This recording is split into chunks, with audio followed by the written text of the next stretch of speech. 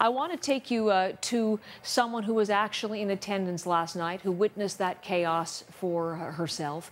Thankfully, she's just fine and speaking to me this morning. Anita Parmar is joining me now, and she is in Bolton, which is her home. Anita, my name is Heather. We didn't have a chance to meet before, but let me say good morning to you.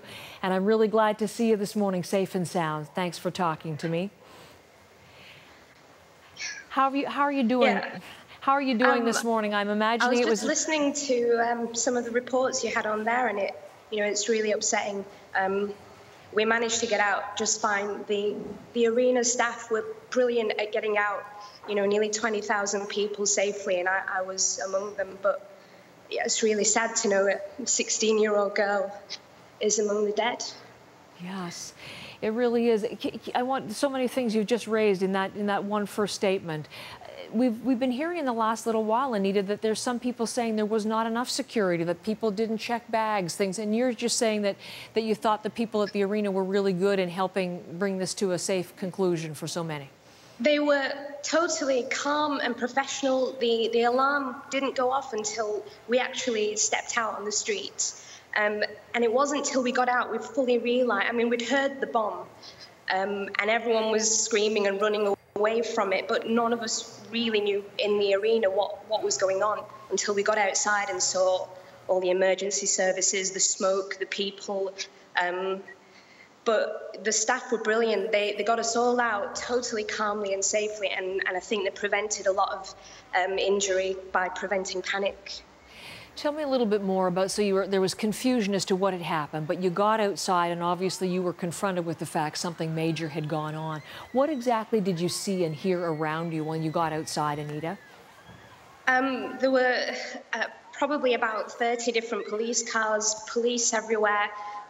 The station, Victoria Station, is nearby. We saw about 5 or 6 police officers running in as if they were pursuing someone, but we couldn't see anything. There were people crying, mostly mothers with children, young girls, teenage girls crying, people on the street, lying down, sitting down. So they must have been injured, but we were just trying to get away from the building. We were just, we were shaking. We didn't know what was going on and couldn't really take everything in. But it wasn't till we got to the bus station that we found out there was actually a bomb, and we saw ambulances and, people severely injured.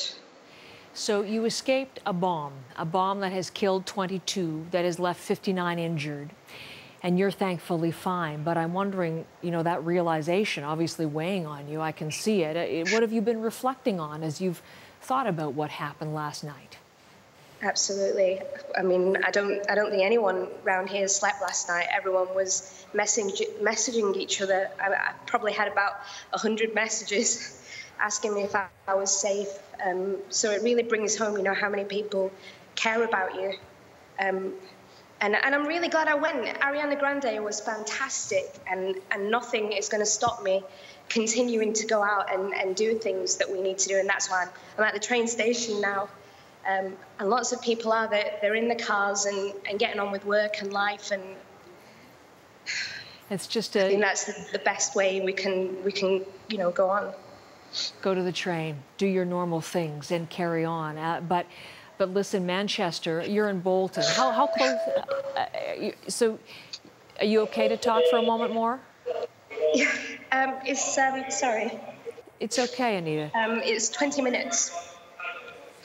20 minutes. So you got home to Bolton. Listen, the emotion is obviously still raw. You've just been through something really horrific. Can you just talk to me about something, because you said something, you saw the mothers and the children. And I keep thinking about Ariana Grande and her, so many of her fans.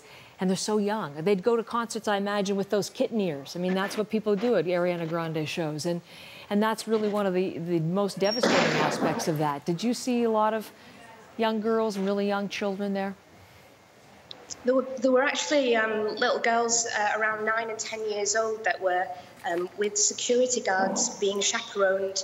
They were walking up and down the street looking for their parents, looking for the people that they come with, because they got lost. The minute we heard the bomb, everyone was running out. There were there were thousands of people, thousands of people. There was no way they could have found them. So, yeah, it was really frightening for all of them. There were loads of people stranded as well, children as well as adults, just stranded from places like Liverpool and Middlesbrough, because all the trains had stopped, obviously, the buses had stopped, the taxis weren't allowed to come through, nobody knew how they could get home. People were, they were lending each other mobile phones so people could make phone calls, but nobody was picking up or the phone was engaged. There was so much panic and confusion, and yeah, there were lots of tears last night, lots of little girls in tears.